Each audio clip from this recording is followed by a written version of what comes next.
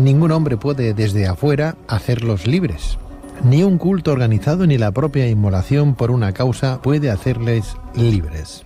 Estas palabras pertenecen al discurso de disolución de la Orden de la Estrella, realizado por uno de los grandes filósofos de los tiempos modernos. Hablamos de Jiddu Krishnamurti, escritor, orador, educador y religioso sin religión.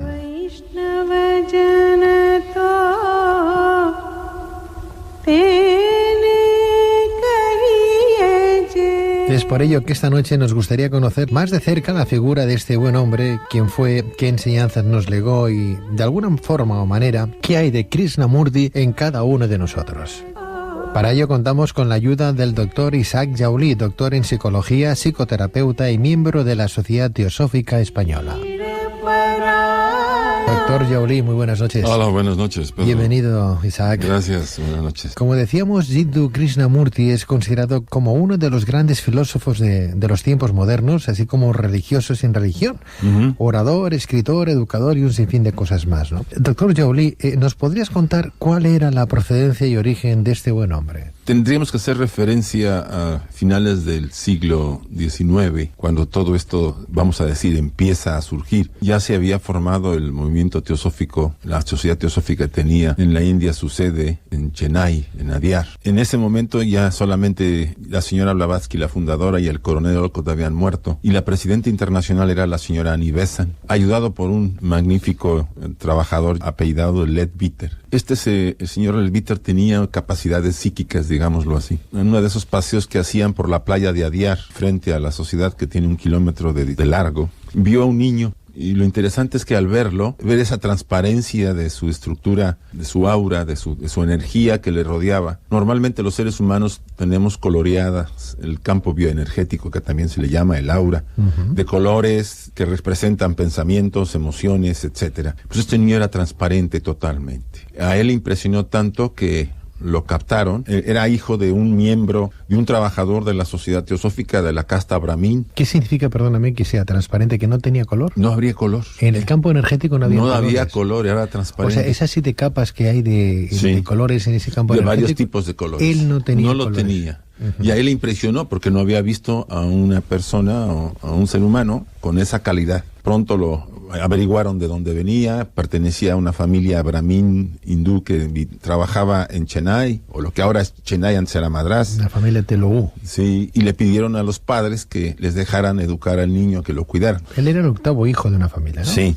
Tenía un hermano que él amaba mucho, Nimia, y por supuesto siempre estaban juntos. A partir de ese momento, la sociedad teosófica, en especial la señora Annie Besant, lo toma bajo su custodia para educarlo y prepararlo. Este largo peregrinar de Jiddu Krishnamurti, que empieza en esos momentos, la primera gema que puede producir este descubrimiento de este ser es un librito pequeño que podemos encontrar en las librerías porque es famosísimo, ha sido traducido a muchos idiomas, que se llama Los pies del maestro. Es pequeñito, sencillo de leer, pero complejo de vivir. Tiene indicaciones muy importantes, sobre todo una de las más interesantes para todo estudiante serio del desarrollo interior, del desarrollo espiritual. Dice, si tú no tienes discernimiento, mejor no te metas a este camino ni a este proceso. Claro. La primera cualidad necesaria es discernir entre el bien y el mal, saber diferenciar. Bien, este proceso lo llevó a formar alrededor de Krishnamurti toda una estructura. Vamos a decirlo así, por los años 20 fue cuando más tuvo auge. Desde que fue encontrado hasta los 20, él empezó a desarrollarse, lo mandaron a Inglaterra a estudiar, después regresó a la India, volvió a ir a los Estados Unidos, porque en Estados Unidos el auge de la sociedad teosófica iba en aumento. Pero ocurrió algo, y eso caracteriza la enseñanza de Krishnamurti. Él empezó a palpar que el grupo que se formaba alrededor de él, como un avatar. ¿De avatar? Menos que avatar, porque un avatar tiene un significado muy grande, como un gran iniciado. Pero lo que se estaba formando alrededor de él, a él no le agradaba, porque realmente veríamos después por la enseñanza que él tiene, que la formación que se pueda hacer alrededor de una enseñanza y del que enseña es lo que ha generado de alguna forma las grandes organizaciones. Tú ya mencionas que en 1929 él rompe con la Orden de la Estrella Dorada. ¿Qué edad tenía más o menos en 1929? ¿Qué edad podría tener? Era muy joven, murió en 1980 y tantos. Yo lo conocí, incluso me lo presentaron, tuve con él conversaciones, fue una oportunidad de intercambiar algunas ideas. Ya era muy mayor, yo lo conocí un año antes de su muerte, tuvo una enfermedad muy fuerte. Tendría 94, 95 años por ahí. A partir de ese momento, él se separa del movimiento teosófico y forma la gran fundación de Krishnamurti, que engloba las escuelas Krishnamurti relacionadas con las escuelas Montessori, o con el modelo Montessori, porque la señora Montessori, esta famosa instructora italiana, se adhiere a esta filosofía, a esta estructura, ya desde que estaba en la sociedad lo hacía. Y empieza su carrera que dura muchísimos años enseñando por todo el mundo. Él tiene varios elementos interesantes en su enseñanza, que ya lo menciona, sin organizaciones, sin formas, sin religión, sin sistemas, porque todo eso ha aprisionado al hombre, según la enseñanza de Krishnamurti. ¿Sin Dios también? No, sí hay Dios, solamente que él habla mucho de que ese Dios que el hombre ha formado no es el Dios al que él habla. Él lo dice en sus conferencias, oyes mencionar la palabra Dios, la esencia divina, Dios, pero no el Dios que hemos formado con nuestra mente. Dice, los seres humanos hemos creado con nuestra mente todo. Hemos creado iglesias, sistemas, organizaciones, sistemas políticos, filosofías, pero la mente tiene límites.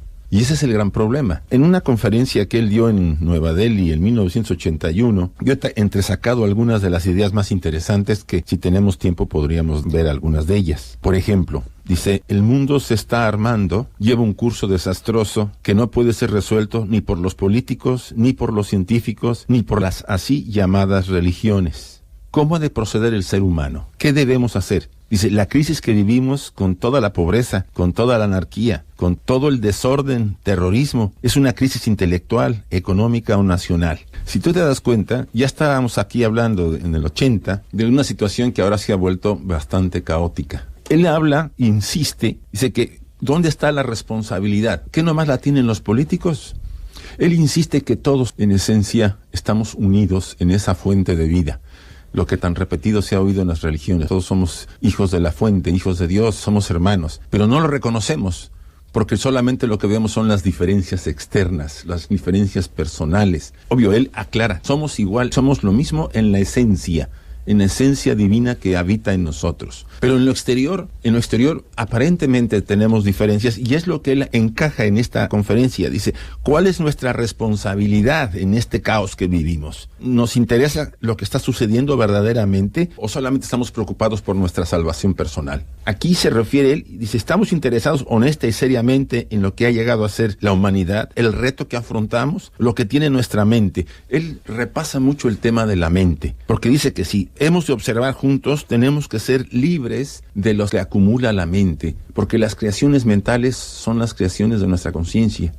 Tu conciencia, Pedro, la mía, está formada por los pensamientos. Y él hace un repaso muy interesante en una mecánica. Dice, ¿cómo surge el pensamiento? ¿Qué es el pensar? Es un proceso que nace de la experiencia y el conocimiento. El pensar parte de la experiencia que se convierte en conocimiento. ¿Cuál es el mecanismo? Tenemos experiencias, se convierten en conocimiento, la guardamos en la memoria, después la memoria genera los pensamientos y actuamos, hacemos acciones con ello. Y así vivimos y jamás salimos de este campo conocido. O sea, el mecanismo es experiencia, conocimiento, memoria, pensamiento y acción. Estamos prisioneros de la mente. Estamos hablando de un hombre de 1890. Sí, por ahí nace y tiene su auge, bueno, muere en el 80 y tantos, 81. En 1980 y pico, o sea que los 90 años, él nacería en 1890 más o menos, en 1920 más o menos con 20 y pico, 30 años se disuelve esta Orden de la Estrella. Sí. ¿Qué es lo que le atrapa a este hombre para encontrar esa espiritualidad, esa forma de entender el mundo? ¿Le venía de sus padres? ¿Fue una iluminación? Eran 11 hermanos. Sí. Él era el octavo. Es más, creo entender que solo sobrevivieron 6 de sus hermanos. Sí, ¿no? Una mortandad muy grande en la India en esa época.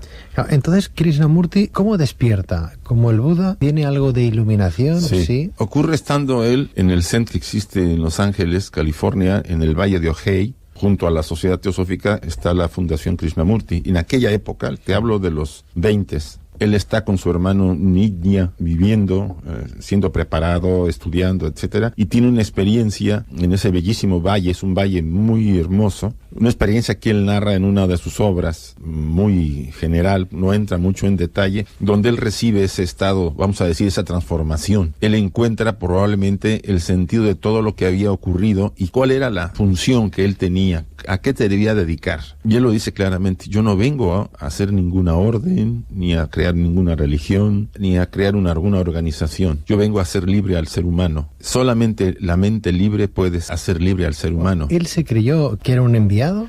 Siempre lo negó. Pero él, la Orden de la Estrella, él la fundó porque él pensaba, desde mi punto de vista, y que según lo que yo he leído, sí, que él se creyó ser el maestro del mundo. Vamos a decir que en una primera fase, más que él, los individuos y personas que le rodearon. Se le hicieron creer. Sí, había una formación, vamos a decirlo así, de personas que con la mejor intención, podemos pensarlo así, deseaban que él fuera la avanzada de ese nuevo movimiento, que en el mundo, en ese momento, imagínate, te puedo decir que entre los 1915 y 1925 había habido una gran explosión en el mundo de este movimiento. Él era el abanderado, vamos a decirlo así, representaba una figura muy importante y por supuesto todos los miembros que rodeaban a Krishnamurti hicieron que él en parte asumiera que era una realidad. Pero él fue descubriendo poco a poco que no iba a repetir lo que se ha estado haciendo hace varios miles de años en varias tradiciones. O sea, fue entonces cuando despertó. Sí, y eso ocurre en California. Es curioso porque en ese discurso de disolución de la Orden de la Estrella que él había creado, ¿verdad?, años atrás, por aquello que decíamos que él se había llegado a creer a través de la gente que lo rodeaba, es maestro del mundo, el gran avatar, el Maitreya de ahora, de este tiempo del siglo XXI, que algunos ya vienen apuntando, ¿verdad? Uh-huh. Llegó a decir, tengo aquí textualmente las palabras, si me permites, sí. Llegó a decir lo siguiente: yo sostengo que la verdad es una tierra sin caminos, sí, y no es posible acercarse a ella por ningún sendero, por ninguna religión, uh-huh, por ninguna secta. Ese es mi punto de vista y me adhiero a él absoluta e incondicionalmente. La verdad, al ser ilimitada, incondicionada, inabordable por ningún camino, no puede ser organizada. Sí. Eso lo dijo él en ese discurso de disolución de la Orden de la Estrella. Entiendo yo, que a partir de entonces, y renunciando a la sociedad teosófica, sí, se embarca en un camino propio de difusión y que se conoce como sus enseñanzas. Por ejemplo, en referencia al tema de la educación, escribió varios libros como Conversaciones con estudiantes, uh-huh, El propósito de la educación o Krishnamurti y la educación. Sí. ¿Cómo entendía él el mundo de la enseñanza? ¿De qué forma se deberían instruir a nuestros hijos? ¿Qué decía al respecto? Mira, tiene un pequeño opúsculo que se llama Educando al Educador. Es una pequeña obrita que él escribió. Y él ahí cuestiona, por supuesto, cuestiona todo el sistema actual, no solamente el de la India, donde él era originario, sino los sistemas que se han utilizado e implantado en el mundo. Punto interesante él es que empieza a decir que para empezar hay que educar al que educa, no al pequeño. Dice, el pequeño viene como un libro blanco y el maestro, con sus prejuicios, condicionamientos, debilidades, también con sus cualidades, transfiere, proyecta sobre el pequeño. Si el maestro no puede ver lo que pasa en el mundo, si no entiende lo que está ocurriendo a su alrededor, si no ve el dolor, la tristeza, el sufrimiento que hay en el mundo, porque él también está envuelto en ese problema, ¿qué le va a enseñar a nuestros hijos? Es curioso, Isaac, porque siempre se dice, nunca aparece el maestro hasta que no está preparado el discípulo, ¿no? Sí. Hasta que no estamos llenos por dentro y vacíos de cosas que nos hacen posiblemente demasiado inmundos, nunca encontramos la iluminación, ¿no? Pero él decía, en cierta manera, que no hay diferencias entre el profesor y el alumno, sí, que es lo mismo. La única diferencia es que el alumno sí que tiene que escuchar, tiene que observar, y cuando comprenda las tres partículas que estamos comentando, uh-huh, entonces es cuando hay un verdadero florecer, es cuando hay una comunicación entre maestro y alumno, ¿no? Pero debe haber una sintonía. Yo refiero mucho la enseñanza de Krishnamurti sobre este aspecto, porque él insiste, dice, estamos de acuerdo que el niño es como que puede ser modelado por el maestro, pero el maestro tiene que estar en consonancia, en un estado de equilibrio para poder modelar. Es obvio que pedir demasiado a nuestros maestros, porque la mayoría de nuestros maestros, y hablo en general de todas partes del mundo, adolecen, la gran mayoría, de una preparación interior. Se les ha dado una preparación externa, personal, intelectual, erudita, académica, pero no se les ha preparado, eso insiste Krishnamurti, en una preparación de la esencia, del alma. Entonces, ahí es donde está el tema. ¿Cómo transmites tú ¿Cómo transmites tú al niño algo que no posees? ¿Cómo le puedes dar al niño algo que tú no tienes? Entonces, Krishnamurti, yo propongo que el maestro sea el que empiece a cuestionarse qué son las partes que él necesita mejorar, desarrollar, para que cuando transfiera a nuestros hijos, porque el maestro modela, también el pequeño pueda, de todos modos, no solamente tener la capacidad de tomar ello, sino de desarrollar ese potencial interior que no desarrolla por lo general.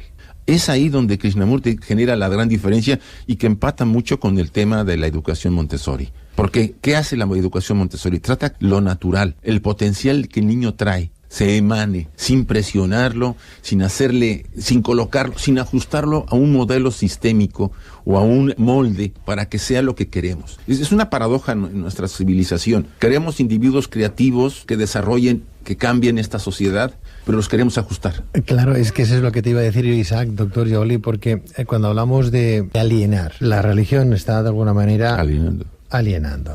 Cuando hablamos de religión, palabra latina, de religare, de unir, ¿no?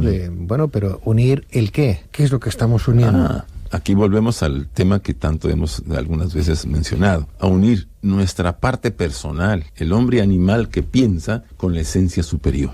Es lo que debe tratar. Incluso, Krishnamurti insiste, el profesor tiene parte importante en ese proceso de unión, para que el niño se vuelva sensible, para que perciba el mundo de una manera libre y él pueda darse cuenta que él es poseedor de esa esencia, cosa que, lamentablemente, nuestros profesores en general y maestros de escuelas, me refiero a estos maestros de escuelas, no lo tienen desarrollado. ¿Cómo van a dar algo que no han desarrollado? Cada profesor lucha por sobrevivir, tiene limitaciones y dificultades muy grandes, incluso para sobrevivir como ser humano. ¿Qué pensamos que le va a dar a nuestros hijos? Le va a dar lo que tiene, obvio, le va a dar la aparente programa de enseñanza que se ha dicho que hay que dar. No obstante, no estamos salvos, nadie. Nadie está a salvo de las enseñanzas que le puedan dar el día de mañana a nuestros hijos. Eso estoy de acuerdo. Porque ahora mismo estamos dos personas delante de un micrófono cada una con sus pensamientos, filosofías, credos que pueden tener mucha cercanía en sus postulados, pero que somos a lo mejor muy distintos en la forma de explicarlos, ¿no? Sí. O de entenderlos, ¿no? También. ¿Cuántos credos hay de la misma propia religión crística? Por favor, desde los protestantes, evangelistas, testigos de Jehová, católicos, y estamos hablando de una misma verdad. Entonces, ¿cómo saber? Ya no hablo de una religión, hablo de una filosofía, ¿no? De entender el mundo, ¿no? Llevamos a nuestros hijos a una escuela. Tenemos ahí un maestro, o a cientos de maestros, es igual a un maestro, y aquel maestro puede tener un pensamiento teosófico, un pensamiento de Krishnamurti, un pensamiento del Bhagavad Gita, un pensamiento de... cristiano, musulmán... Es igual. Es igual. ¿Cómo liberar de esa doctrina, entre comillas, de esa enseñanza que le están dando a la escuela a nuestro pequeño, que luego se va a enfrentar a la doctrina que va a encontrar en casa? Claro, es que Krishna habla, hay que liberar al mundo, pero bueno, si yo me encuentro que resulta que uno de mis profesores de mis pequeños es un Krishnamurti, me lo está haciendo un poco, entre comillas, y permitirme la expresión, un poco anarquista dentro del mundo de la espiritualidad, porque él dice que no hay nadie ahí que le pueda enseñar a nadie espiritualidad. La espiritualidad la tiene que encontrar uno cuando está preparado. No al relegare con ninguna religión, no hay ninguna secta, ningún movimiento que nos pueda explicar algo que ya tenemos nosotros dentro. Pero alguien tendrá que despertar esa chispa divina. Sí. Y si encontramos que ese maestro de nuestros pequeños no es el verdadero que sepa despertar esa chispa. Yo pienso que aquí todos tenemos que entender la posición que Krishnamurti tiene. Dentro de todo el bagaje de enseñanza krishnamurtiana, tú puedes encontrar cosas muy importantes. Él dice, ¿cómo darme cuenta de esto? Obsérvate. Primero conoce tus contenidos mentales, conoce tu conciencia, que está formada por tus contenidos mentales.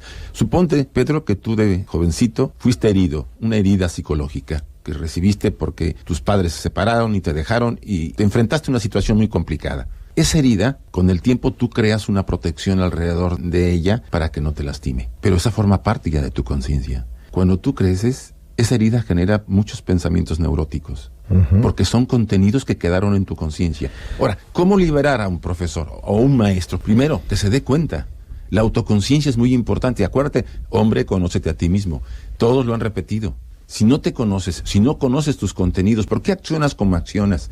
Él dice, recomienda, esté atento, esté alerta, obsérvese. Atención y viva en el presente. Es que todos coinciden con la misma enseñanza, desde los budistas. Es curioso porque cuando hablamos de esa religión, yo me acuerdo de aquel cuento de los 3 ciegos y el elefante, que cada uno lo palpaba en diferente manera y cada uno tenía una realidad diferente de una propia verdad, ¿no? Exacto. Uno tocaba la cola, uno tocaba una pata, el otro tocaba la trompa, y cada uno decía, no, es que es diferente, la esencia, el elefante es diferente, no lo veían, solamente según lo que percibían decían que cómo podía ser aquel animal, ¿no? Claro, era la misma verdad, pero con resultados diferentes. No obstante, lo que acabas de decir de esos traumas que de pequeños absorbemos y luego vamos creciendo y, bueno, de alguna manera desarrollamos en ciertas manifestaciones. Yo me quiero acordar de aquel cuento también, Sufí, que por cierto me encantan los cuentos sufís de los derviches, ya sabes tú que soy un apasionado, porque creo que hay una ilustración muy gráfica de lo que vivimos todos, ¿no? De aquel elefante que de pequeñito le ataron una pata a una estaca. Claro, el elefante quería el elefantito y pues no podía, estaba atado a aquella estaca. El elefantito fue creciendo, se hizo un elefante enorme de kilos, que con una patada hubiera levantado la estaca. Pero no lo hacía ya, ahora ya. Pero ya no lo hacía, se había acostumbrado a que aquel palillo de dientes para él ya, porque se había convertido en un elefante grande, hubiera roto aquel palito y 1000 palitos como aquel, ¿no? Pero ya ni se atrevía a mover la pierna, porque como lo había intentado tantas veces de pequeño, al crecer ya... Se había condicionado. Esto es un poco lo que nos pasa también cuando crecemos, según lo que tú decías. Incluso es la misma, si tú ves la alegoría de Platón de la caverna, parece muchísimo en algunos aspectos, ¿no? Nos hemos creído que las sombras que vemos son la verdad. Y ya no queremos investigar, ya lo aceptamos, como la mayor parte de la gente da por hecho muchas cosas y no se preocupa, no está atenta para investigar más. Bien, aquí él insiste, si quieres, ya como comentarios aquí que me gustaría ver, dice, solamente si usted tiene una mente libre, una conciencia libre, porque la ha percibido, se ha dado cuenta de los contenidos y ha ido tratando de transformar esos contenidos, usted puede verdaderamente ayudar a los seres humanos. Puede usted darse cuenta de lo que pasa en el mundo y hacer algo por el mundo, porque dice, usted y el mundo son lo mismo. Usted es el resto del mundo. Tú y yo somos parte y el resto de este mundo. Si tú cambias, Pedro, y yo cambio, cambiamos a esta sociedad, porque esa conexión transmite nuestro cambio, por muy pequeño que sea. Por eso toda la sociedad catalana, la sociedad española, la sociedad, toda la humanidad, cada vez que lleva a cabo acciones y aprende lecciones, ayudamos o desayudamos. Una de las enseñanzas más interesantes es esa. Dice, usted es el resto del mundo. Si usted cambia, se convierte verdaderamente en un héroe porque hace que la sociedad sea afectada por ese cambio. Y él lo dice, tome usted una gota del mar, una gota de agua. La pone usted en un vaso y le agrega una gota de tinta. ¿Qué le pasa a la gota? Se tiñe, ¿no? Pero la regresa al mar y ¿qué ocurre? Nada. No, sí.